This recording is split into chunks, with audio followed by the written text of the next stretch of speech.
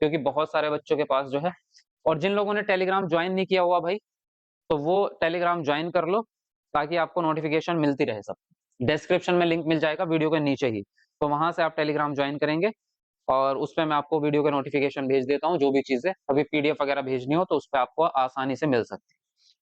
तो इसलिए जो है आप टेलीग्राम को ज्वाइन कर लीजिए। चलिए शुरू करते हैं। हाँ, गुड इवनिंग सभी को। मैंने सर्च किया है, वेरी गुड। हाँ, बहुत सारे बच्चों ने किया था, मैंने सबके नाम पढ़े थे, काफी बच्चों ने किया था सर्च।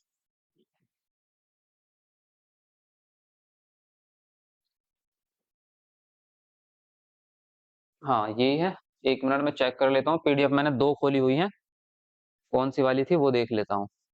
ठीक है। हाँ।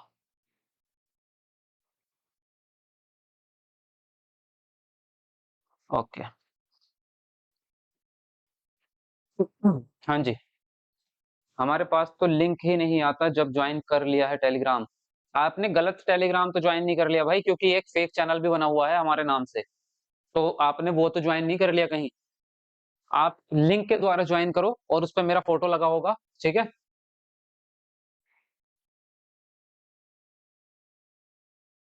तो डिस्क्रिप्शन में जो लिंक दिया है ना, उससे ज्वाइन करो आप, वहां से आपको जो है सही पता चलेगा, मतलब सही चैनल आप ज्वाइन कर पाओगे, ठीक है।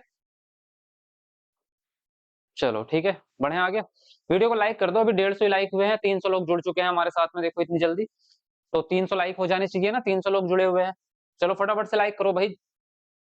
जितने लोगों ने नहीं किया, कंजूसी मत करो, जो लाइक करेंगे वही पास होंगे, ठीक है। तो लाइक करो इसलिए, अगर सीटेट पास करना है। देखो आज का पहला प्रश्न, बच्चों का विकास निम्नलिखित में से कौन से सिद्धांत का अनुसरण करता है। पहला ऑप्शन है एकरूपता, दूसरा है एक आयामी, तीसरा है आपका रेखिकता, और चौथा ऑप्शन है आपका वैयक्तिक विभिन्नताएं। तो आप अपना आंसर कमेंट बॉक्स में लिखते रहेंगे, और गिनते रहना कितने प्रश्न आपके सही होंगे, ठीक है, क्योंकि लास्ट में मैं पूछूंगा आपसे कि कितने सही हुए हैं किसके। चलो फटाफट से।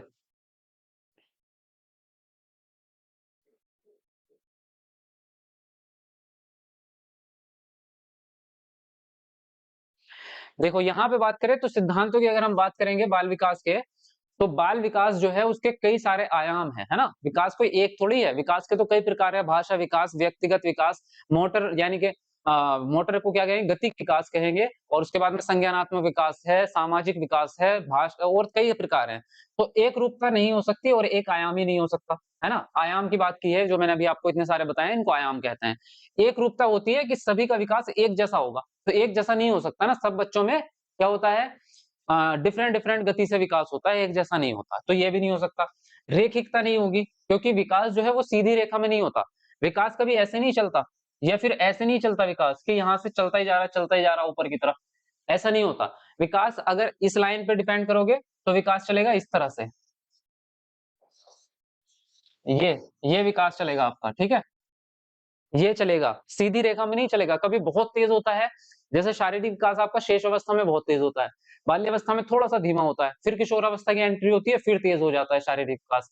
तो ये चीजें फर्क पड़ती है। और अगर हम ऊपर की तरफ को कहते हैं, तो हम कहते हैं वर्तुलाकार रूप में विकास होता है, इस प्रकार से विकास होता है, इस प्रकार से, सीधी रेखा में नहीं होता। तो रेखिकता हो नहीं सकती। वैयक्तिक विभिन्नता होती है, क्योंकि सभी बच्चों में विकास अलग अलग तरह से होता है, मतलब एक ही एज में बराबर विकास नहीं होता, बच्चों में डिफरेंस देखने को आपको मिलेगा। एक बच्चा 15 साल में बोलना सीख रहा है, सॉरी 15 महीने में बोलना सीख रहा है, और दूसरा बच्चा 18 महीने में बोलना सीख रहा है। तो ये डिफरेंशिएशन आपको देखने को मिलेंगे, तो डी ऑप्शन आपका यहाँ पर राइट हो जाता है। चलिए आगे बढ़ते हैं अगले प्रश्न पर।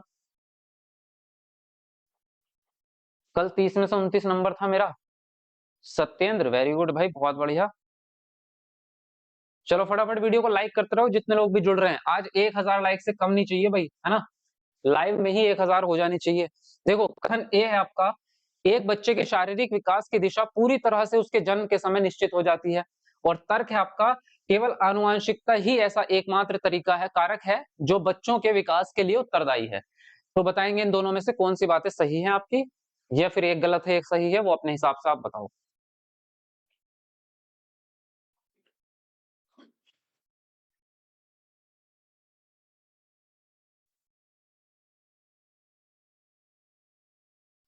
देखो, अब बात करें एक बच्चे के शारीरिक विकास की दिशा पूरी तरह से जन्म के समय निश्चित हो जाती है, ये बात गलत है।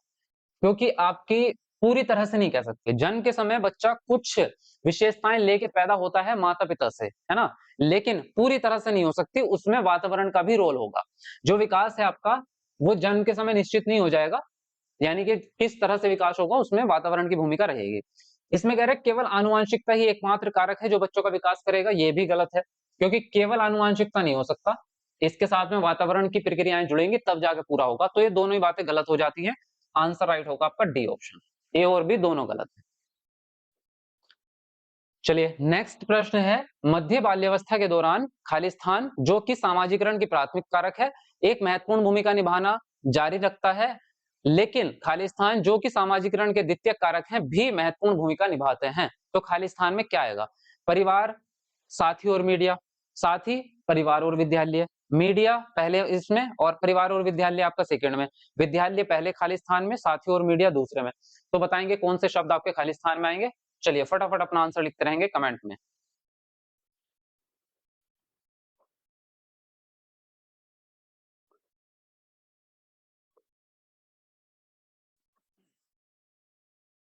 बहुत बढ़िया, चलो 300 लाइक्स होने वाले हैं, 20 लाइक की कमी है, तो कमेंट को नीचे करके लाइक कर दो जिन लोगों ने नहीं किया फटाफट से। अब तक 500 लाइक हो जाने चाहिए थे, तो जल्दी जल्दी लाइक करो, कंजूसी नहीं चाहिए बिल्कुल भी। मध्य बाल्यावस्था होती कौन सी है आपकी? मध्य बाल्यावस्था होती है आपकी 6 साल से लेके 12 साल तक की उम्र। और प्रारंभिक बाल्यावस्था कौन सी होती है आपकी? 2 से 6 वर्ष।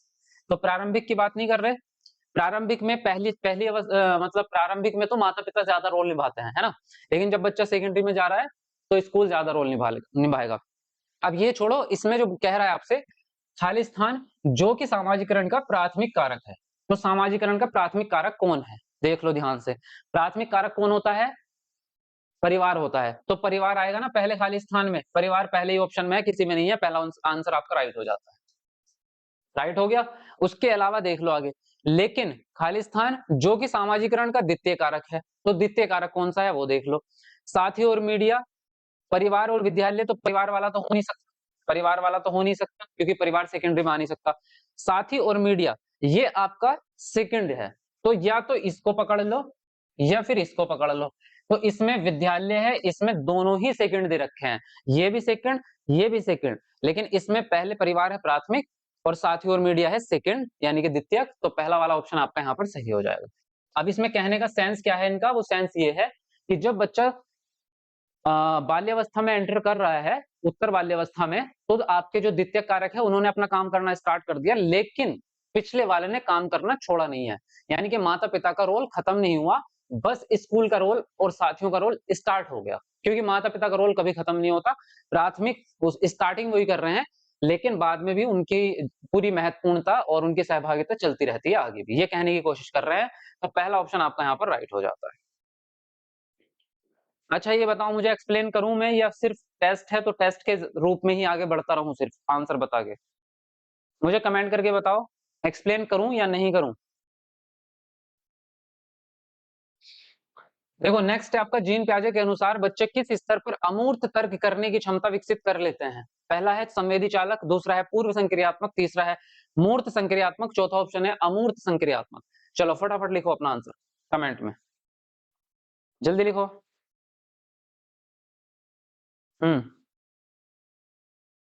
एक्सप्लेन कीजिए, यस यस और नो एक्सप्लेनेशन,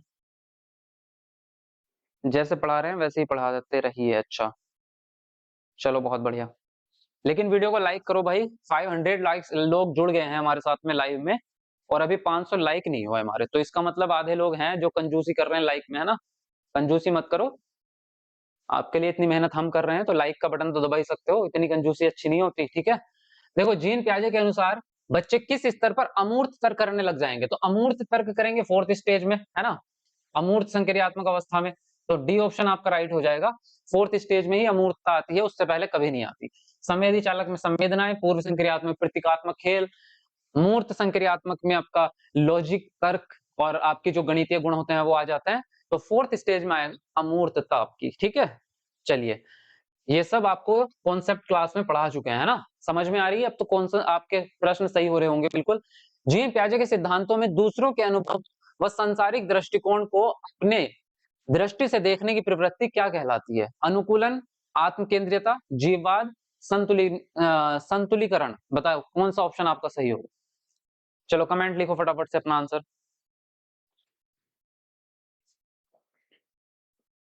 वेरी गुड, बहुत बढ़िया। चलो 400 लाइक्स में 5 लाइक की कमी रह गई है सिर्फ, और कमेंट को नीचे करके लाइक कर दो जरा फटाफट से। आत्म केंद्रियता, ओके, बी ऑप्शन दे रहे हैं, वेरी गुड, बहुत बढ़िया, मतलब लेवल आपका ठीक हो रहा है अब। सही है, आत्म केंद्रियता यानी कि जीन पियाजे के सिद्धांतों में दूसरों के अनुभवों को अपनी ही दृष्टिकोण से देखना आत्म केंद्रियता, यानी कि सारी चीजें अपने हिसाब से देखता है और उसको दूसरे के दृष्टिकोण समझ भी नहीं आते, वो सिर्फ अपनी बात पर अड़ा रहेगा। तो यहाँ पे आपका आंसर राइट हो जाता है बी ऑप्शन। जीववाद होता है निर्जीव चीजों को, जो गतिशील है उनको जिंदा समझ लेना, जैसे पंखा है उसको जीवित समझ लेना। बाकी संतुलिनीकरण और अनुकूलन को अभी भूल जाओ यहाँ पर, इसको फिर कभी बात करेंगे।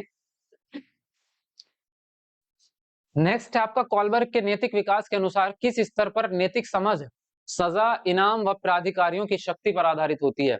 उत्तर पारंपरिक स्तर, दूसरा है पूर्व पारंपरिक स्तर, तीसरा है पारंपरिक स्तर और चौथा है अमूर्त पारंपरिक स्तर। तो बताओ कौन सा ऑप्शन आपका सही होगा, चलो कमेंट में लिखो फटाफट।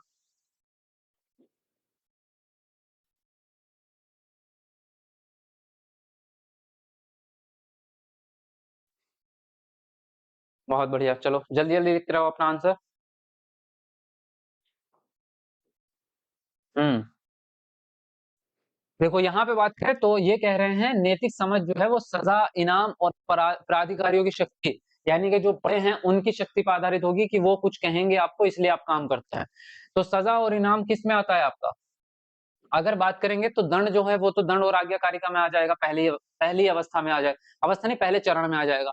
और अगर बात करें हम इनाम की, प्रतिफल की, तो वो आता है दूसरे चरण में यांत्रिक अभिविन्यास, जिसमें बच्चे को कुछ काम करने के बदले कुछ सामान चाहिए होता है, खाने का पीने का जो भी चीज है वो इनाम। तो इस दोनों ही चरण शामिल कर दिए, पहला चरण भी दूसरा चरण भी। और पहला और दूसरा चरण किस में आ जाता है, पूर्व पारंपरिक स्तर में आ जाता है ना, यानी कि फर्स्ट स्टेज में आ जाता है। उत्तर तो हटा दो, पारंपरिक हटा दो, और अमूर्त तो होता ही नहीं है, ये तो इसने फालतू में ऐड किया है, सिर्फ 3 ही होते हैं आपके। तो बी ऑप्शन यहाँ पर आपका सही हो जाएगा। नेक्स्ट है संज्ञानात्मक विकास में भाषा जैसे सांस्कृतिक साधनों के महत्व को खालिस्तान ने अपने सिद्धांत में प्रस्तावित किया है। पहला ऑप्शन है आपका ले वाइगोत्स्की सामाजिक सांस्कृतिक, दूसरा है ले वाइगोत्स्की व्यवहारवादी, तीसरा है जीन पियाजे व्यवहारवादी, फोर्थ है आपका जीन पियाजे सामाजिक सांस्कृतिक। बताओ कौन सा ऑप्शन आपका सही होगा, चलो कमेंट लिखो फटाफट से। आंसर लिखते रहना भाई, ऐसा मन मन में मत सोचना, ठीक है, क्योंकि कई बार जो है मन में सोचा हुआ आंसर हमेशा जो है आप तुक में रखेगा, कि आपने बी सोचा और मैंने यहाँ पे बता दिया सी, तो आप कहेंगे अरे मैं सी तो लगाने वाला था, वो तो बी तो वैसे दिमाग में आ गया, सी तो था मेरा आंसर। तो वो डाउट वाली खेल होता है, तो उसको या तो रजिस्टर पे लिख दो या कमेंट में लिख दो, ताकि कंफर्म हो जाए कि अब चाहे दिमाग में कुछ भी था, जो लिखा है वही आंसर मैंने दिया है, तो ये कंफर्मेशन होती है आपकी, ठीक है। देखो संज्ञानात्मक विकास में भाषा जैसे सांस्कृतिक साधन को महत्व को किसने अपने सिद्धांत के अंदर प्रस्तावित किया, तो भाषा के महत्व को लेव वाइगोत्स्की ने इंपॉर्टेंस दिया है। तो सबसे पहले तो जीन पियाजे को काट दो, है ना, लेव वाइगोत्स्की ने कहा है ना कि भाषा संज्ञानात्मक विकास में मदद करेगी, तो लेव वाइगोत्स्की ने कहा है, कौन से सिद्धांत में कहा है, तो सामाजिक सांस्कृतिक विकास के सिद्धांत में कहा है, पहला ऑप्शन आपका सही हो जाता है, क्योंकि व्यवहारवादी तो है ही नहीं है, व्यवहारवादी नहीं है, ये रचनावादी है। जो आपके कॉलबर्ग हैं या फिर आपके ये लेव वाइगोत्स्की, जीन पियाजे, तीनों ही ये संरचनावादी है ना, इनमें से व्यवहारवाद कोई भी नहीं है। चलिए आगे बढ़े। अच्छा समझ में भी आ रहा है ना, कोई दिक्कत तो नहीं हो रही, यस लिख दो कमेंट में अगर क्लास बढ़िया लग रही है तो। देखो प्रश्न है आपका, लेव वाइगोत्स्की ने प्रस्तावित किया कि बच्चे, पहला ऑप्शन है पुनरावृत्ति और स्मरण की प्रक्रियाओं के माध्यम से निष्क्रिय रूप से सीखते हैं, दूसरा है संज्ञानात्मक विकास के 8 क्रमिक चरणों से गुजरते हैं, तीसरा है आपका बच्चे के विकास में बहुत सारी संभावनाएं हैं जिनमें वे चीजें शामिल हैं जो वे दूसरों के समर्थन से करने में सक्षम है, और डी है जन्म के समय निश्चित बौद्धिक क्षमताओं के साथ पैदा होते हैं जिन्हें बदला नहीं जा सकता। तो बताएंगे कौन सा ऑप्शन आपका सही होगा, चलो कमेंट में अपना आंसर देंगे आप। बहुत बढ़िया, यस आ गया है सबका, थैंक यू वेरी मच, मतलब क्लास मस्त चल रही है, बहुत बढ़िया। चलो 500 लाइक होने वाले हैं भाई हमारे, तो जिन लोगों ने नहीं किया एक बार लाइक कर दो, कमेंट को नीचे करके वीडियो लाइक करके आओ, 500 लाइक पूरे करो फटाफट से। अब आए हैं अच्छे अच्छे क्वेश्चन, ये हुई ना बात, चलो बहुत बढ़िया। चलो अगले प्रश्न से पहले 500 लाइक कंप्लीट हमारे। देखो लेव वाइगोत्स्की ने क्या कहा है आपसे, पुनरावृत्ति और स्मरण की प्रक्रियाओं के माध्यम से निष्क्रिय, तो निष्क्रिय रूप से तो नहीं सीखते। और पहली बात तो याद करने के ऊपर यानी कि स्मरण पर लेव वाइगोत्स्की ने कोई टिप्पणी नहीं की। संज्ञानात्मक विकास के 8 क्रमिक चरण की इन्होंने बात ही नहीं करी, है ना। बच्चे के विकास में बहुत सारी संभावनाएं हैं जिनमें वे चीजें शामिल हैं जो दूसरों के समर्थन से करने में सक्षम है, ये बात सही है। इसका मतलब है ये है कि बच्चे की जो संभावनाएं हैं वो है समीपस्थ विकास के क्षेत्र, ध्यान से समझ लेना, समीपस्थ विकास के क्षेत्र को ही संभावनाएं कह रहे हैं कि बच्चा भी इस लेवल पे है तो उसको इस लेवल पे जाना है, तो ये संभावना है कि मैं वहां तक पहुंच जाऊंगा, तो वो समीपस्थ विकास का क्षेत्र है। और पहुंचेगा कैसे, दूसरों की मदद से, तो मदद करने को क्या कहते हैं, पाड़ कहते हैं। तो इसमें कुल मिला के पाड़ और समीपस्थ विकास के क्षेत्र का एक्सप्लेनेशन है ये सी ऑप्शन, तो ये आंसर राइट हो जाएगा। फिर कह रहे जन्म के समय निश्चित बौद्धिक क्षमताएं होती हैं। पहली बात तो ये है कि बौद्धिक क्षमताओं के बारे में लेव वाइगोत्स्की ने ज्यादा एक्सप्लेनेशन दिया नहीं है। बौद्धिक क्षमताओं का जो सिद्धांत है वो है आपका पोलबर, सॉरी मैं कहाँ जा रहा हूँ, हार्वर्ड गार्डनर का बहुबुद्धि सिद्धांत। तो बुद्धि का हार्वर्ड गार्डनर का सिद्धांत है, लेव वाइगोत्स्की का नहीं है ना, तो इनसे इसका कोई लेना देना है। और अगर दूसरे एस्पेक्ट में भी देखोगे तो बौद्धिक क्षमताएं जन्म के समय निश्चित नहीं होती, उनमें वृद्धि की जा सकती है, पढ़ाई करके प्रशिक्षण के द्वारा उनको बढ़ाया जा सकता है। तो यहाँ पे जो है सी ऑप्शन राइट होगा। ठीक है, चलिए आगे बढ़ते हैं अगले प्रश्न पर। टाइम चेंज हो गया है क्या, नहीं टाइम तो 3 बजे का ही है हमारा, टाइम चेंज नहीं हुआ, 3 बजे का टाइम है, यही चल रहा है। देखो नेक्स्ट प्रश्न है आपका, एक प्रगतिशील कक्षा में शिक्षिका। पहला ऑप्शन है आपका बच्चों की रुचि के अनुरूप करके सीखने की पद्धति का पालन करती है। दूसरा है बारंबार अभ्यास व रटन स्मरण की प्रक्रिया का पालन करती है। तीसरा है सुनिश्चित करती है कि सभी अधिगम परीक्षाओं की तरफ केंद्रित हों। और डी है आपका सहयोग के बजाय प्रतिस्पर्धा को बढ़ावा देती है। बताओ कौन सा ऑप्शन आपका सही होगा, चलो कमेंट में लिखो फटाफट।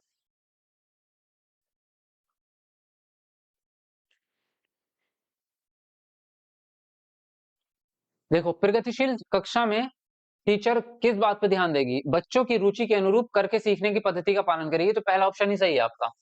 क्योंकि प्रगतिशील कक्षा में बच्चा आपका सक्रिय होना चाहिए और सहभागी होना चाहिए, तो सक्रिय तो है ही है, करके सीखेगा अगर बच्चा, जब बच्चा करके सीख रहा है तो सक्रिय है, सीधी बात है। और कह रहे हैं बारंबार अभ्यास और रटन तो कभी होता नहीं है, रटन तो वैसे भी निगेटिव है आपका। सुनिश्चित करती है कि सभी अधिगम परीक्षाओं परीक्षा पे केंद्रित नहीं होती, आपकी प्रगतिशील कक्षा परीक्षा पे केंद्रित नहीं होती, बाल केंद्रित होती है। सहयोग के बजाय प्रतिस्पर्धा यानी कि कंपटीशन की भावना दे रहे हो आप, तो कंपटीशन भी आपका निगेटिव चीज है ना, तो यहाँ पर पहला ऑप्शन सही हो जाएगा। चलिए आगे बढ़ते हैं। खुद को समझने व अपने विचार संवेग भावनाओं अभिप्रेरण को पहचानने के कौशल किस प्रकार की बुद्धि में शामिल हैं? संगीतमय बुद्धि, स्थानिक बुद्धि, अंतःवैयक्तिक बुद्धि या फिर सामाजिक बुद्धि, बताओ कौन सा ऑप्शन सही होगा। चलो फटाफट लिखो अपना आंसर।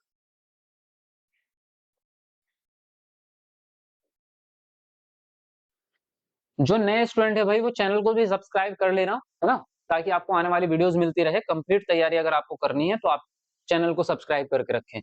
अगर आप खुद को समझने की क्षमता रखते हैं, यानी कि अपने विचार, अपने संवेग, अपनी भावना, है ना, खुद के अपनी बात कर रहे हैं, तो आपका हो जाएगा अंतरावैयक्तिक। अंतःवैयक्तिक लिखा है इसने यहाँ पे, गलत लिख दिया, इंग्लिश वाला सही लिखा है इंट्रापर्सनल। ठीक है, इंट्रापर्सनल, अंतरावैयक्तिक होता है, ये होता है अंतरावैयक्तिक,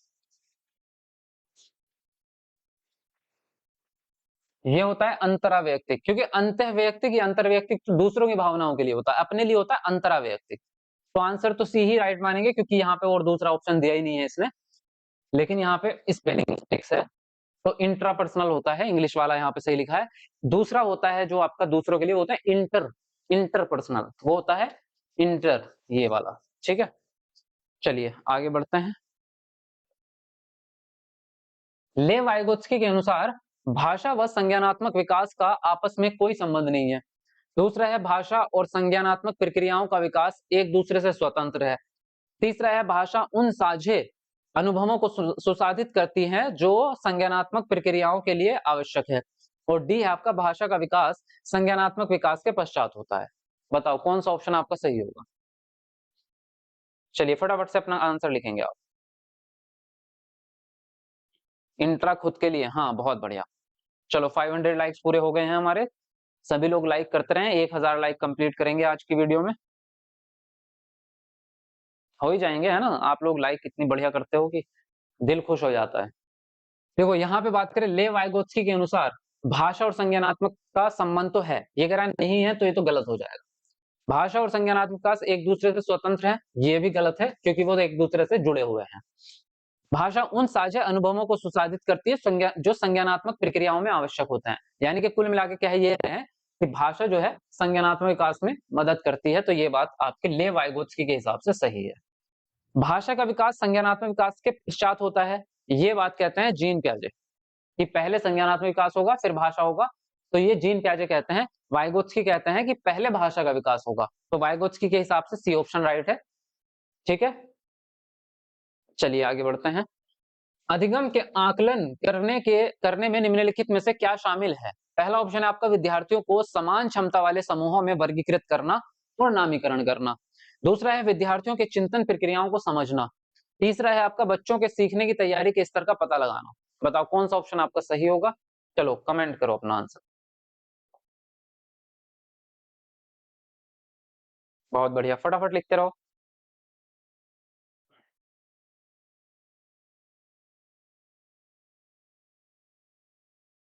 हम्म, देखो यहाँ पे बात करें अधिगम का आकलन करने के लिए निम्नलिखित में से क्या शामिल है, तो विद्यार्थियों को समान क्षमता वाले समूह में वर्गीकृत करना, ये तो निगेटिव बात है ना। वर्गीकरण तो हम कभी नहीं करते बच्चों का। विद्यार्थियों की चिंतन प्रक्रिया को समझना ये जरूरी है आपका, है ना। चिंतन प्रक्रिया को समझोगे तभी आकलन अच्छे से हो पाएगा। बच्चों के सीखने की तैयारी के स्तर का पता लगाना, ये भी हमारा उद्देश्य है। हम आकलन इसीलिए तो करते हैं कि हम उनकी तैयारी का पता लगा सके कि कितना बच्चे ने सीख लिया है। तो यहाँ पे जो है दूसरा और तीसरा सही होगा, यानी कि बी ऑप्शन। ठीक है, वर्गीकरण करना निगेटिव बात होती है आपकी। चलिए आगे बढ़ते हैं।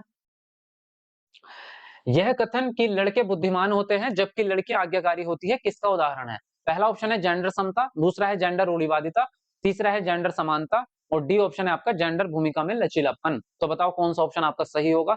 चलो कमेंट में फटाफट से अपना आंसर लिखेंगे आप।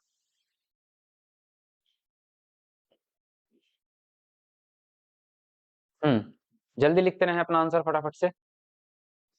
बहुत बढ़िया, लड़के बुद्धिमान होते हैं जबकि लड़कियां आज्ञाकारी होती है, यह रूढ़िवादिता साफ सुथरी। क्योंकि भैया लड़के आज्ञाकारी होते हैं, लड़के वो होते हैं जो नानी की याद दिला देते हैं, है ना।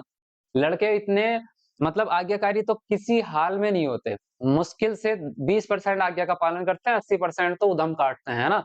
आप कहोगे दुकान से चीनी लानी है, वो चीनी के पैसे तो लेके जाएगा लेकिन क्रिकेट खेलने चला जाएगा, शाम को चीनी के बजाय नींबू लेके आ रहा होगा। तो ये कहना कि, है ना, तो बुद्धिमान होते हैं, ये कहना कि लड़के ही बुद्धिमान है, ये भी गलत है क्योंकि ये सारे लड़के बुद्धिमान नहीं होते और सारी लड़कियां बुद्धिमान नहीं होती। लड़कियां भी अच्छा करती हैं और लड़के अच्छे, मतलब ये कुल मिला के लिंक को हटा दो, लिंक से इसका कोई लेना देना नहीं है। इसका लेना देना अगर होगा किसी चीज से तो सबसे पहले तो एक तो आनुवंशिकता ही डिपेंड करती है कि माता पिता किस प्रकार के हैं, उनका आचरण बच्चों में आएगा। दूसरी चीज ये है कि उसको प्रशिक्षण बचपन से ही उसको किस तरह की संस्कार और किस तरह की जो है उसकी परवरिश हुई है, उसी चीज पे डिपेंड करेगा। उसको किस तरह से नैतिक विकास के साथ बड़ा किया गया है, उस चीज पे डिपेंड करेगा। बुद्धिमत्ता अलग चीज है, बुद्धिमत्ता एजुकेशन पे डिपेंड करेगी कि आप उसको कितना सीखने के अवसर ज्यादा देते जा रहे हो। तो ये कहना फिलहाल लिंग के हिसाब से रूढ़िवादिता है ना। तो सेकंड ऑप्शन आपका यहाँ पर राइट हो जाता है। चलिए आगे बढ़ते हैं अगले प्रश्न पर।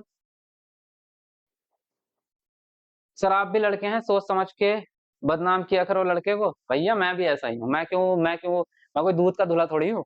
मैंने खुद अपने माँ बाप की नाक में दम कर दिया था। मैं कौन सा दूध का धुला हूँ, है ना। सब ऐसे ही होते हैं।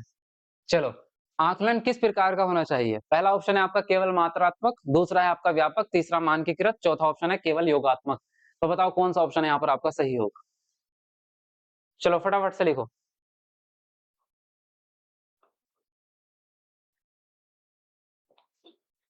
हम्म,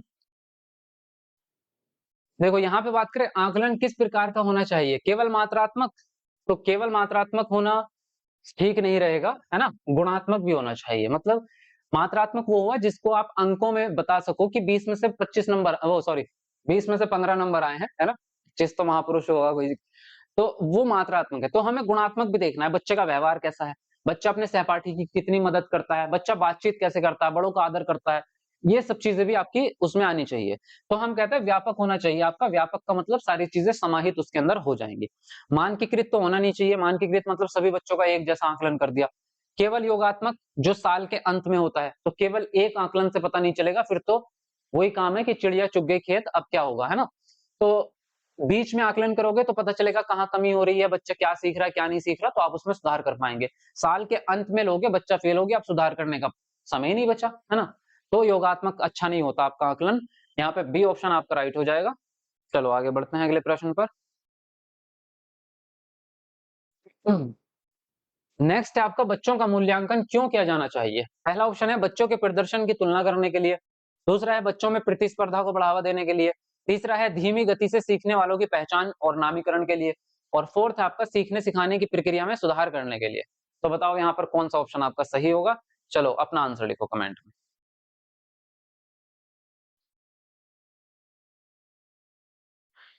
भाई वीडियो को लाइक करना कैसे बंद कर दिया आप लोगों ने, हाँ। मैंने कहना बंद कर दिया तो आपने किया नहीं। जल्दी करो, 600 लाइक होने वाले हैं हमारे। तो जिन लोगों ने लाइक नहीं किया कमेंट को नीचे करो, एक बार लाइक करके आओ फटाफट से। जो लाइक करेंगे उनका सीटेट पास होगा 100%। जल्दी लाइक करो फटाफट से। देखो बच्चों का मूल्यांकन क्यों किया जाना चाहिए।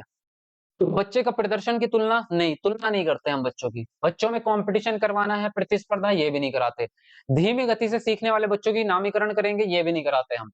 सीखने सिखाने की प्रक्रिया में सुधार करने के लिए आकलन होता है कि आप मूल्यांकन से ये पता लगा लेंगे कि बच्चा कहाँ गलती कर रहा है, कहाँ बच्चे को नहीं आ रही चीज, तो उसमें फिर सुधार कर पाएंगे आप। तो इसलिए मूल्यांकन हम डेली डेली करते रहते हैं। तो डी ऑप्शन आपका राइट होगा। ठीक है, चलिए आगे बढ़ते हैं। लाइक में क्या रखा है सर। लाइक में क्या रखा है, लाइक में वही रखा है जो मटर पनीर की सब्जी में रखा है। ठीक है, मजा आता है ना। तो मेरे को लाइक देख के मजा आता है, मेरे अंदर खुशी पैदा होती है, फिर मैं और ज्यादा मोटिवेशन के साथ आपको पढ़ाता हूँ। तो इसलिए मुझे मोटिवेट रखोगे तो आपका ही भला होगा, है ना। आपका ही सीटेट पास होगा। देखो समावेशी शिक्षा किस पर बल देती है। पहला ऑप्शन है प्रत्येक छात्र की क्षमता को बढ़ाने पर। दूसरा है सीखने में कमियों के रूप में देखने पर। तीसरा है शैक्षणिक प्रदर्शन के आधार पर संज्ञानात्मक कौशल के आकलन पर। और फोर्थ है प्रत्येक बच्चे के सीखने और मूल्यांकन के समान मानदंड निर्धारित करने पर। बताओ कौन सा ऑप्शन आपके हिसाब से राइट होता है। चलो लिखो अपना आंसर फटाफट से।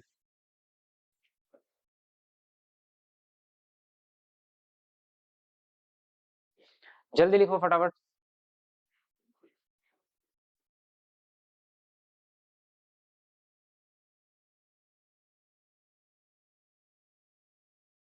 देखो यहाँ पे बात करें समावेशी शिक्षा किस पे बल देगी। प्रत्येक छात्र की क्षमता को बढ़ाने पर। हाँ, तो प्रत्येक छात्र की क्षमता हम बढ़ाना चाहते हैं, पहला ऑप्शन सही है। लेकिन देख लेते हैं नीचे के भी क्या दे रखा है। सीखने में कमियों के रूप में देखने पर, यानी कि जो आपकी बच्चों की डिसेबिलिटीज है उसको कमियों के रूप में देख रहे हैं आप, ये नहीं करेंगे आप, है ना। ये नहीं करते आप। शिक्षण प्रदर्शन के आधार पर संज्ञानात्मक कौशल के आकलन पर। शैक्षणिक प्रदर्शन के आधार पर। देखो संज्ञानात्मक कौशल का आकलन केवल शैक्षणिक प्रदर्शन के आधार पर नहीं होना चाहिए। मतलब किसी ने अगर आपके मैथ के पेपर में 100 में से 80 नंबर लेके आ गया तो क्या वो संज्ञानात्मक विकास से बहुत बढ़िया हो गया, यानी कि वही उच्चतम है, नहीं। संज्ञानात्मक विकास में और भी बहुत सारी चीजें हैं कि बच्चा टाइम मैनेजमेंट कैसे करता है, बच्चा अपने पूरे सिलेबस को किस तरह से मैनेज करता है कि हर सब्जेक्ट पे पकड़ बनाई जाए, जो प्रोजेक्ट वर्क आप देते हैं उसमें कितनी सहभागिता निभाता है, समस्या समाधान किस तरह से करता है, आपसे सवाल कितने पूछता है, उसके अंदर तार्किक चिंतन कितना है। तो उसमें 20-30 चीजें मिला करके, इतनी एक्टिविटी मिला करके संज्ञानात्मक विकास की जांच होगी।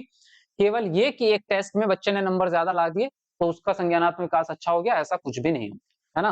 तो संज्ञानात्मक विकास की जांच केवल शैक्षणिक प्रदर्शन के आधार पर नहीं हो सकती। अगर आपके नंबर कम आते हैं ना और कोई आपसे कहे कि आप बुद्धू हैं, तो उसको चांटा लगा देना खींच के, है ना।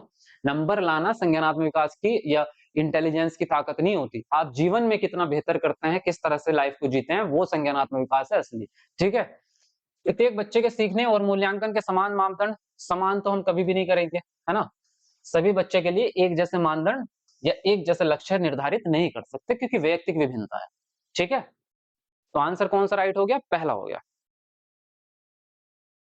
देखिए नेक्स्ट प्रश्न में कथन दिए हैं आपके। कथन ए है, जब शिक्षक मानते हैं कि वंचित पृष्ठभूमि से आने वाले बच्चों में सीखने की क्षमता है और उन्हें कक्षा में अपनेपन का एहसास कराते हैं तो उसका प्रदर्शन उनके प्रदर्शन में सुधार की संभावना होती है।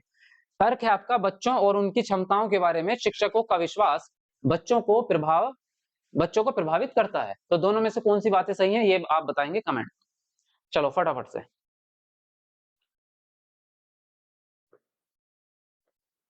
हाँ जी। 7 बजे और 10 बजे क्लासेस नहीं हो रही। 7 बजे होगी, और अब 10 बजे तो नहीं हुआ करेगी, क्योंकि हम 7 बजे जो क्लास किया करेंगे वो मैराथन क्लास किया करेंगे, तो वो 7 वाली क्लास ही 10-11 बजे तक चला करेगी। तो अब बड़ी क्लासेस करने की सोच रहे हैं, ताकि आपका सिलेबस जल्दी जल्दी खत्म हो जाए, है ना। मतलब उसको पढ़ेंगे बहुत बेहतरीन तरीके से, जो हम कॉन्सेप्ट क्लास करते हैं उसी तरह से। लेकिन मैं लंबी क्लास इसलिए कर रहा हूँ क्योंकि सिलेबस बड़ा है, उसको कवर करना है। देखिए यहाँ पे बात करें, जब शिक्षक मानते हैं कि वंचित पृष्ठभूमि से आने वाले बच्चों में सीखने की क्षमता है, और उन्हें अगर हम कक्षा में सम्मान देंगे, स्वीकृति देंगे, तो वो अच्छे से सीखेंगे चीजों को। तो ये बात तो सही है ना। भाई जहां इज्जत मिलती है वहां आपका प्रदर्शन अच्छा होता है। आप किसी रिश्तेदारी में गए, आपसे अच्छे से वहां पे सब बातचीत कर रहे हैं, तो दोबारा जाने का आपका मन करता है कि हाँ वो लोग अच्छे हैं, मैं उनसे मिलने जाऊं। आप गए किसी रिश्तेदारी में, आपसे पानी भी नहीं पूछा, आपसे बदतमीजी से बात कर रहे हैं, उनका बच्चा आया आपका मोबाइल चुरा के भाग गया, है ना, तो आप दोबारा उस घर में कदम भी नहीं रखेंगे। तो ये बात तो सच है। बच्चों और उनकी क्षमताओं के बारे में शिक्षकों का जो विश्वास होता है वो बच्चों को प्रभावित करता है, ये बात भी सही है। अगर आपका टीचर कह दे आपसे कि आप अच्छे बच्चे हो, पढ़ाई में भी अच्छे हो, तुम कर लोगे, तुम पास हो जाओगे, बस तुम थोड़ी सी मेहनत करो, तो आप और मेहनत करते हैं। लेकिन अगर आपका टीचर आपसे कह दे ना, तेरा कुछ नहीं होने वाला, तू तो बुद्धू ही है यार, तेरा कोई कुछ नहीं कर सकता, तो पढ़ कितना ही पढ़ ले, मत पढ़, तेरा तू पास नहीं बना, तो आप जितना पढ़ रहे थे उतना भी छोड़ दोगे। तो फर्क पड़ता है। तो इसलिए दोनों बातें सही हैं, और एक्सप्लेनेशन भी सही है, इसलिए व्याख्या सही है। ए और आर दोनों सही है, और ए की आर सही व्याख्या भी है। पहला ऑप्शन यहाँ पर आपका सही हो जाएगा। ठीक है। अच्छा, चीजें समझ में आ रही हैं, क्लास मस्त लग रहा है, तो यस लिख दो कमेंट में, ताकि मुझे पता चले। चलो फटाफट से लिख दो एक बार। देखो नेक्स्ट है आपका, खालिस्तान से सामग्री की प्रस्तुति और खालिस्तान को सुगम बनाती है। तो खालिस्तान में क्या आएगा? कई तरीके, सभी बच्चों के अधिगम, कई तरीके, केवल विशेष बच्चों का अधिगम, यहाँ पे कॉमा है। एक समान तरीके, सभी बच्चों का अधिगम, एक समान तरीके, केवल विशेष बच्चों का अधिगम। तो बताओ यहाँ पर खालिस्तान में क्या शब्द रखना चाहते हो आप? चलो जल्दी बताओ। बहुत बढ़िया, सबका यस आ चुका है, बहुत बढ़िया।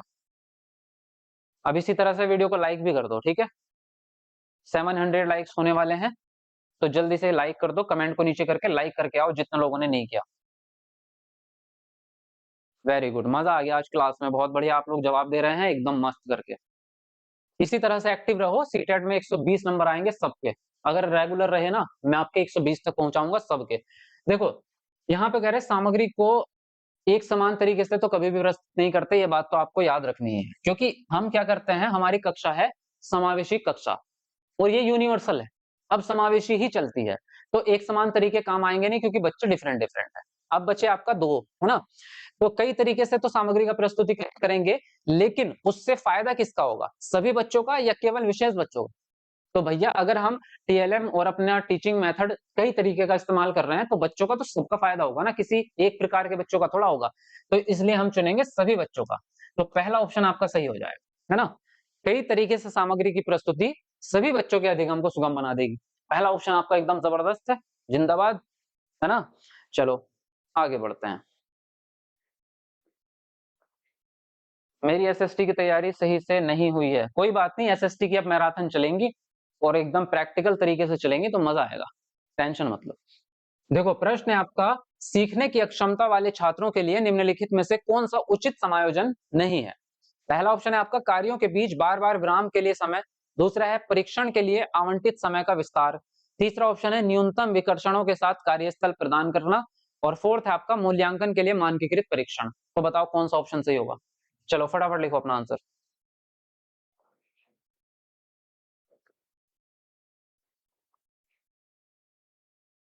ये क्लास कितने बजे से चलती है? 3 बजे से, 3 PM, और रोज ही 3 बजे चलती है। देखो सीखने की अक्षमता वाले बच्चे हैं, यानी कि लर्निंग डिसेबिलिटी जिसको कहते हैं, डिसलेक्सिया डिसग्राफिया वाले बच्चे हैं ना, इनके लिए उचित समायोजन कौन सा नहीं है? निगेटिव वाला पूछ रहा है। कार्यों के बीच बीच में विराम देना, तो ये बात तो पॉजिटिव है ना, क्योंकि इनके सीखने की जो अटेंशन होती है वो थोड़ी सी कम होती है, तो ये लंबा काम एक साथ नहीं कर पाएंगे, तो इनको बीच में आप आराम दे दो थोड़ा थोड़ा, तो उनके लिए ठीक है। परीक्षण के लिए आवंटित समय, आवंटित मतलब जो आपका फिक्स समय है, जैसे 2.5 घंटे का पेपर होता है, तो इनको 2.5 घंटे नहीं मिलते, इनको मिलते हैं 3 घंटे 10 मिनट। इनके लिए 50 मिनट का या 55 या 40 मिनट का टाइम थोड़ा ज्यादा मिलता है पेपर में, तो ये बात भी सही है। न्यूनतम विकर्षणों के साथ कार्यस्थल, विकर्षण होते हैं डिस्ट्रैक्शन, जहां पे आपकी आवाजें आ रही हैं, बाहर से ट्रक के हॉर्न की आवाज आ रही है, इधर टीवी चल रहा है, तो उस चीज को हटा दो।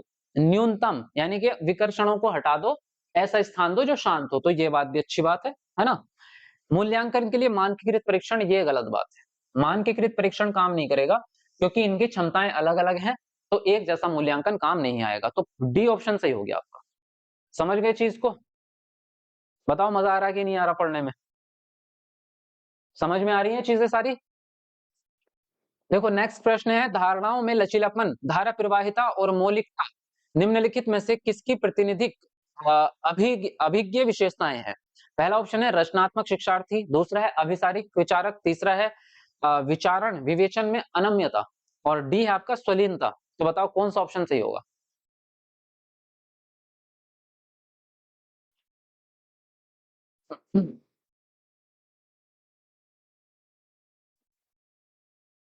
बहुत बढ़िया, लिखते रहो, अपना आंसर लिखते रहो। देखो, धारणाओं में लचीलापन होना, धारा प्रवाहिता होना और मौलिक। पहली बात तो मौलिकता मतलब नए नए विचार आना, मौलिक मतलब न्यू, नए विचार आना, और धारणाओं में लचीलापन, जो आपके विचार है उसको बदला जा सकता है अगर आपके सामने कुछ नया विचार सामने आता है। ऐसा नहीं कि मैं बिल्कुल फिक्स हूं, मैंने कह दिया धरती सपाट है तो सपाट ही रहेगी। जब वैज्ञानिकों ने खोज दिया है कि धरती गोल है, तो मान लो ना, अब अपने विचार को बदलो। तो विचारों में लचीलापन का मतलब है कि जितनी भी नई चीजें आप पढ़ते जाते हैं, तो उसके हिसाब से आप अपने विचारों में परिवर्तन करते चले जाते हैं। तो ये रचनात्मक विद्यार्थी की विशेषता है, या दूसरे शब्दों में कहें तो सारी विचार विद्यार्थी है ना, अब सारी चिंतन वाले, सारी चिंतन वाले बच्चे होते हैं ये रचनात्मक, क्रिएटिव, रचनात्मक, इन्हीं को कहते हैं। अभी सारी वाले तो किसी एक एक पे अटके रहते हैं। विवेचन में अनम्यता, अनम्यता होता है फिक्स्ड, यानी कि जिसको बदला नहीं जा सकता। तो आप अपने विचारों को बदलना नहीं चाहते, ये गलत हो जाएगा। स्वलीनता है ऑटिज्म, तो ये ऑटिज्म वाले बच्चे की भी नहीं है, क्योंकि ऑटिज्म वाला बच्चा भी नई चीजें पसंद नहीं करता, उसको एक जैसा ही वातावरण, एक जैसी चीजें पसंद आती है। तो पहला ऑप्शन यहाँ पर आपका सही हो गया। चलिए आगे बढ़ते हैं अगले प्रश्न पर। आपके ऐप पर सब सब्जेक्ट की तैयारी होती है क्या सर? देखो, ऐप पर नहीं क्लास होती, क्लास चैनल पे होती है, यही यूट्यूब पे जहां आप देख रहे हो, ऐसे टीचर अकेडमी। ऐप पे आपको नोट्स मिलते हैं, तो नोट्स ले लो आप ऐप पे जाके और क्लासेस करो यहीं से। ठीक है,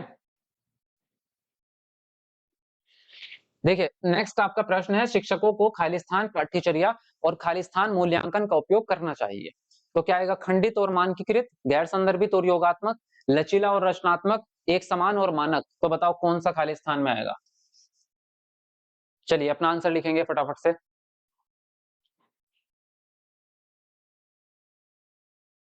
हम्म, भाई वीडियो को लाइक करते रहो, आज मुझे 1000 लाइक चाहिए, चाहे कैसे भी करो, चाहे अपने घर में सबके फोन से लाइक करो, 1000 लाइक पूरे करने हैं। मम्मी पापा भैया भाभी सबके फोन लो, सबसे लाइक कर दो, कैसे भी करो, मुझे नहीं पता।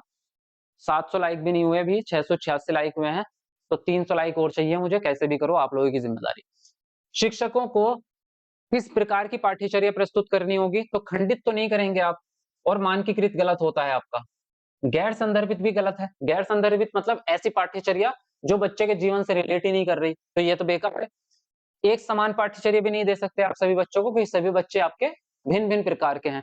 तो आप लचीली पाठ्यचर्या दो और रचनात्मक मूल्यांकन करो, है ना। लचीली पाठ्यचर्या यानी कि बच्चे की जरूरत के हिसाब से आपका सिलेबस भी बदल सकता है, ये लचीला होता है।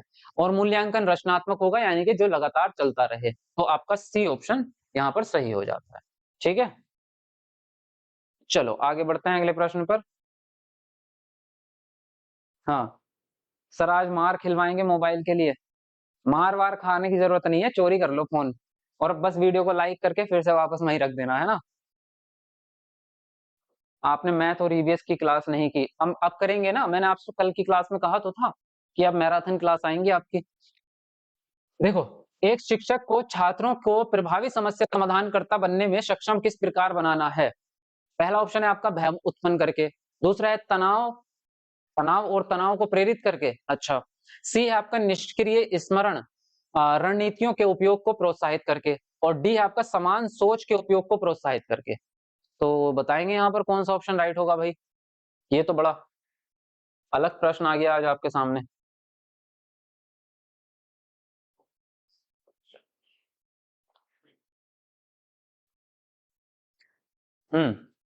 देखो यहाँ पे आप जो है इसको सॉल्व कर सकते हो इंग्लिश वाले पैटर्न से। देखो यहाँ पे भय उत्पन्न करके गलत। आप समस्या समाधान को लिए भय उत्पन्न करेंगे कि बच्चों में, अगर बच्चा टेंशन में आ गया तो भी नहीं कर पाएगा, बच्चा अगर निष्क्रिय है तो भी नहीं कर पाएगा। समान सोच के उपयोग के लिए, तो क्या समान सोच का मतलब यहाँ पे यह है कि सभी बच्चों की समान सोच होती है? नहीं होती है। वो तो हम कहते आ रहे हैं ना, बच्चों में डिफरेंस है ही है, एक जैसी सोच नहीं है।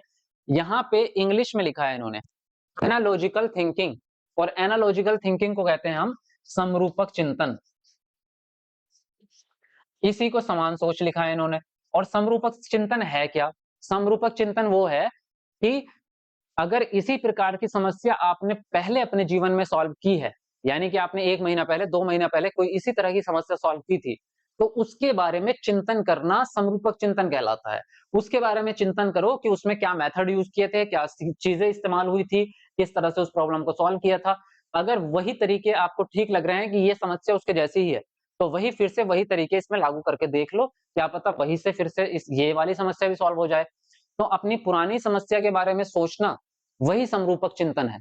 तो इसका उपयोग कर सकते हैं आप, ये आपका सही तरीका होता है। तो यहाँ पे डी ऑप्शन आपका राइट होगा। समझ गए कि नहीं समझे? समझ आ गया सर आपको? लिख दो कमेंट में। बहुत बढ़िया। देखो नेक्स्ट है आपका, मध्य विद्यालय के छात्रों में ज्ञान निर्माण और अर्थ बनाने की प्रक्रिया को सुगम बनाने के लिए किसका प्रयोग करना चाहिए? पहला है सक्रिय अन्वेषण, दूसरा है सामाजिक संपर्क, तीसरा है प्रयोग, और चौथा है व्यवहार का अनुबंधन। तो बताओ कौन सा ऑप्शन सही होंगे, इनमें से क्या चुनना चाहोगे आप?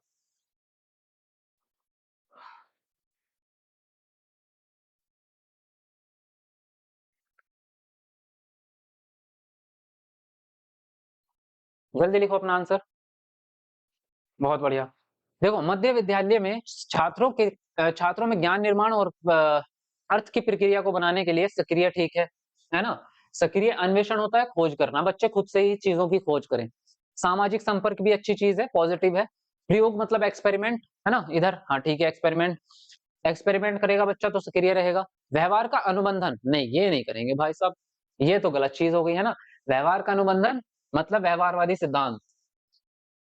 व्यवहारवादी जो आपके कुत्ते बिल्ली वाले सिद्धांत है, थॉर्नडाइक का सिद्धांत, पेवलव का सिद्धांत, जिसमें बाहरी उत्तेजना के द्वारा, बाहरी उत्प्रेरण के द्वारा व्यवहार को बदला जाए, वो चीज गलत है। वो रचनावाद में नहीं आती कि बच्चों को मार मार के आपने जो है चीजें सिखा दी, वो गलत है। तो पहला दूसरा तीसरा ये सही जाएगा, सी ऑप्शन। अब ये बताओ कितनों ने सही दिया था और कौन लोग थे जिन्होंने डी ऑप्शन दिया है? बहुत लोग थे ना। चलो आगे बढ़ते हैं। नेक्स्ट है आपका, निम्नलिखित में से कौन सी रणनीति छात्रों के अवधारणात्मक समझ को बढ़ावा नहीं देगी? छात्रों की अवधारणात्मक समझ को बढ़ावा नहीं देगी। पहला ऑप्शन है छात्रों को ब्लैक बोर्ड से ज्यों का त्यों उत्तर कॉपी में उतारने के लिए कहना। दूसरा है विद्यार्थियों से किसी सहकर्मी को अवधारणाएं समझाने के लिए कहना। तीसरा है विद्यार्थियों से उदाहरणों और गैर उदाहरणों के बारे में सोचने के लिए कहना। और डी है आपका छात्रों को पिछली अवधारणाओं के साथ संबंध बनाने के लिए कहना। तो बताओ कौन सा ऑप्शन यहाँ पर आपका सही होगा? चलो फटाफट अपना आंसर लिखो।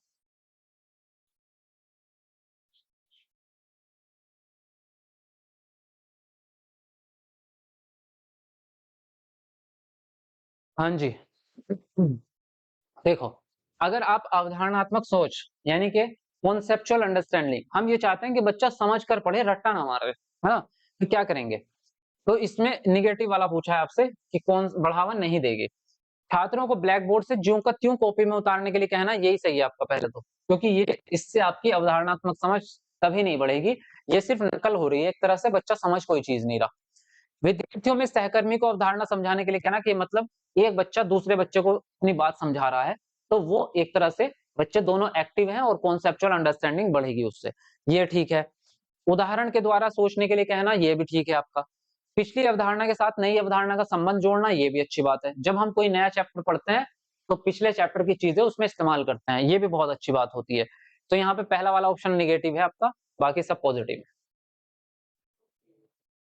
चलो आगे बढ़ते हैं अगले प्रश्न पर। हाँ जी, बहुत बढ़िया। चलो भाई वीडियो लाइक करते रहो, जितने लोग भी जुड़ रहे हैं आज, है ना। कितने बजे से कितने बजे तक क्लास होती है? एक 3 बजे क्लास स्टार्ट करते हैं हम, दूसरी क्लास 7 बजे। देखो प्रश्न है आपका, मध्य विद्यालय के शिक्षकों को शिक्षण अधिगम प्रक्रिया के दौरान छात्रों की वैकल्पिक भ्रांतियों से कैसे निपटना चाहिए? पहला ऑप्शन है उन्हें अनदेखा करके, दूसरा है उन्हें सजा देकर, तीसरा है उन्हें इनाम देकर, और फोर्थ है उन्हें संबोधित करके। तो बताओ कौन सा ऑप्शन आपका सही होगा?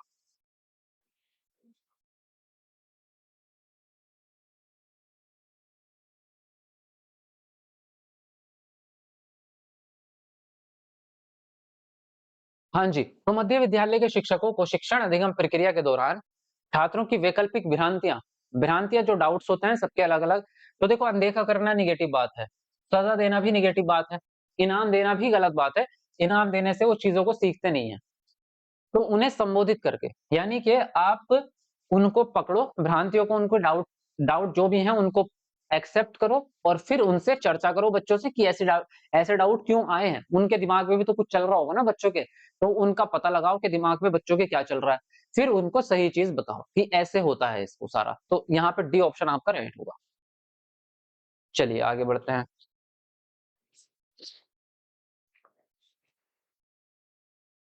नेक्स्ट आपका, संवाद व चर्चा के दौरान बच्चों के सहज ज्ञान युक्त अनुमान लगाने को हतोत्साहित करना चाहिए, अवहेलना करनी चाहिए, दंडित करना चाहिए या सुसाधित करना चाहिए?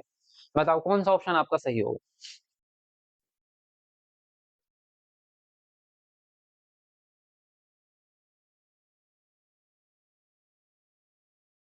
देखो तो जो आपके जब आप चर्चा कर रहे हैं बच्चों के साथ में, डिस्कशन कर रहे हैं, तो उनके अपने खुद के अनुमान होते हैं कुछ, है ना।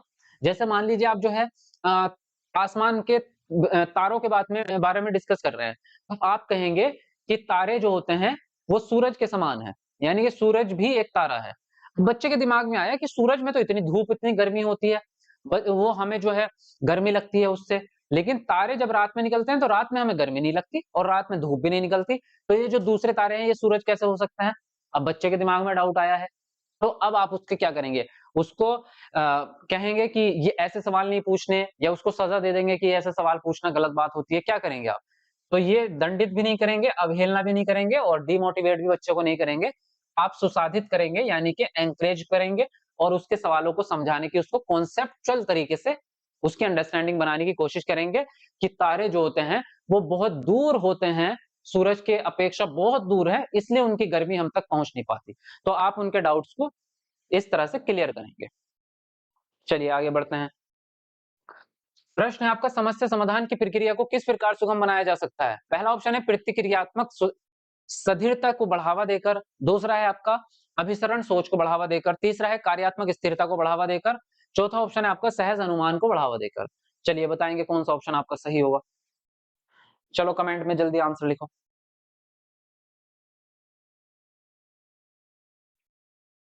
बहुत बढ़िया। वीडियो को लाइक भी करते रहो भाई, जितने नए बच्चे जुड़ रहे हैं, और जो न्यू है वो चैनल को जरूर सब्सक्राइब कर लेना अगर सीटेट पास करना है। गारंटी है आपके सीटेट पास होने की, अगर आप बन गए रेगुलर। समस्या समाधान की प्रक्रिया को कैसे ठीक करेंगे आप? प्रतिक्रियात्मक सधिरता को बढ़ावा देकर, प्रतिक्रियात्मक यानी कि सेट, ये सधिरता नहीं है, एक मिनट, यहाँ पे सेट है ना, स्थिरता होगा ये, सॉरी। सधिरता का भी यही मतलब है, वैसे स्थिरता सधिरता एक ही है, तो ये तो नहीं होगा। मतलब आपने फंक्शनल चीज को रुकावट पैदा कर दी है, तो ये रुकावट पैदा करना समस्या समाधान में गलत होता है। अभिसरण सोच भी रुकावट ही है, क्योंकि अभिसरण वाले एक ही तरीका इस्तेमाल करते हैं, तो वो नए नए चीजें सोच नहीं पाएंगे, तो इसलिए गलत हो जाएगा। क्रियात्मक स्थिरता भी गलत ही है। कार्यात्मक स्थिरता में भी स्थिरता शब्द आया है, यानी कि आपने उसमें रुकावट पैदा कर दी है। सहज अनुमान लगाने को बढ़ावा देंगे, ये सही है। जब आप अनुमान लगाएंगे तभी आप कई तरीकों से सोच पाएंगे। भाई अनुमान ही तो सोचने का तरीका है कि यार ये प्रॉब्लम ऐसे नहीं ठीक हो रही, तो इस तरह से तो हो जाएगी, उससे भी नहीं हुई यार, चलो इस तरह से हो जाएगी। तो अनुमान लगाना ही आपके लिए ताकत है। तो डी ऑप्शन आपका सही हो जाता है।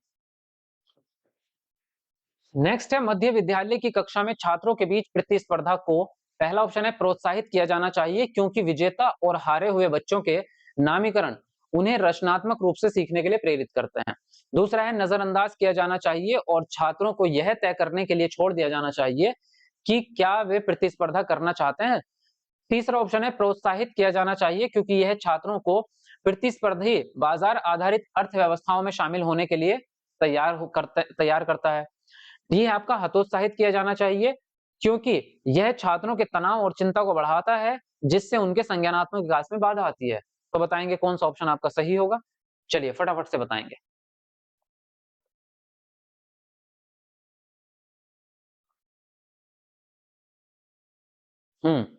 बड़ा क्वेश्चन देख के डरो मत भाई, इसी तरह से आते हैं प्रश्न सीटेट में। देखो छात्रों के बीच अगर कंपटीशन हो रहा है तो क्या करेंगे आप? कंपटीशन को प्रोत्साहित तो आप कभी नहीं करेंगे, पहली बात तो यही मान लो। तो प्रोत्साहित वाला तो आपका गलत ही हो जाता है।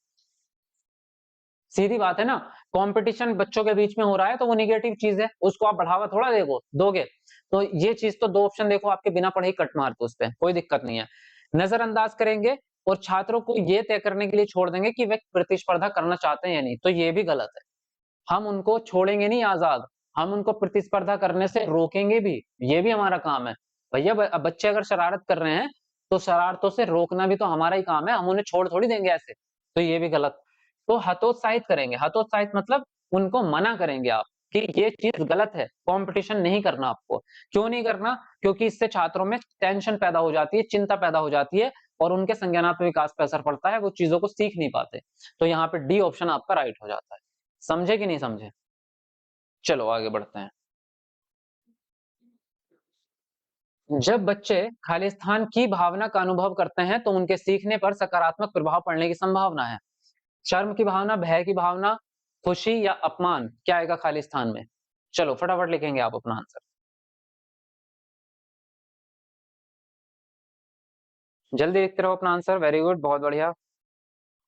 चलो 800 लाइक होने वाले हैं हमारे, तो एक बार 800 लाइक पूरे कर दो, 20 लाइक की कमी है, 20 लाइक रह गए हैं, तो कमेंट को नीचे करके वीडियो को लाइक करके आओ जल्दी। देखो जब बच्चों के अंदर खुशी की भावना पैदा होगी तभी बच्चे जो है सकारात्मक रूप से आगे बढ़ेंगे। अगर शर्म है बच्चों में तो भी वो आपसे सवाल जवाब नहीं कर पाएंगे, बच्चे डरे हुए हैं तो भी चीजों को सीख नहीं पाएंगे, बच्चों का अपमान करोगे आप तो फिर वो कक्षा में आना ही बंद कर देंगे। तो यहाँ पे सी ऑप्शन आपका सही हो जाता है। नेक्स्ट है आपका कथन ए, छात्रों को अपनी सफलता और विफलता के लिए आंतरिक कारकों को जिम्मेदार ठहराने पर प्रतिबिंबित करने के लिए प्रोत्साहित करें जिससे उन्हें खुद पर रचनात्मक रूप से काम करने में मदद मिलती है। और कारण है सफलता और असफलता के आंतरिक गुण व्यक्तियों को कड़ी मेहनत करके अपने प्रदर्शन को बेहतर करने में मदद करते हैं।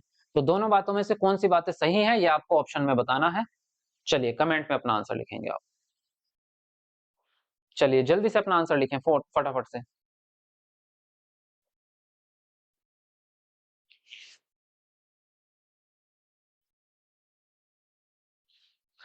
देखो अब बात करें तो छात्रों को अपनी सफलता और विफलता के आंतरिक कारकों को जिम्मेदार ठहराने पर, आंतरिक मतलब पर्सनल, कि अगर मैं फेल हुआ हूं या मैं पास हुआ हूं तो वो मेरे ही कारण हुआ हूं। यहाँ पे कोई बाहरी चीज काम नहीं कर रही है कि मेरे दोस्त ने मुझे पढ़ने नहीं दिया, वो मुझे रोज जो है चाय पिलाने टपरी पे ले जाता था, रोज मुझे क्रिकेट खिलाने ले जाता, बाहरी गुणों को नहीं कह रहे हैं। वो कहेगा कि अगर मैं फेल हुआ तो मैंने मेहनत कम की, मैंने मेहनत कम की है इसलिए मैं फेल हुआ हूं। बस वो अपने आप को ही जिम्मेदार अगर ठहराता है तो उसको आप क्या होगा, उससे उससे बच्चे के अंदर खुद से मोटिवेशन आएगा कि यार अगर मैं मेहनत करूंगा तो मैं मतलब सफल भी हो जाऊंगा, पास भी हो जाऊंगा। तो बच्चा इंटरनली मोटिवेट होता है अगर जिम्मेदारी खुद उठाता है। तो ये बात बिल्कुल सही है, पहला ऑप्शन है आपका बिल्कुल सही। दूसरा कह रहा है कि सफलता और असफलता के आंतरिक गुण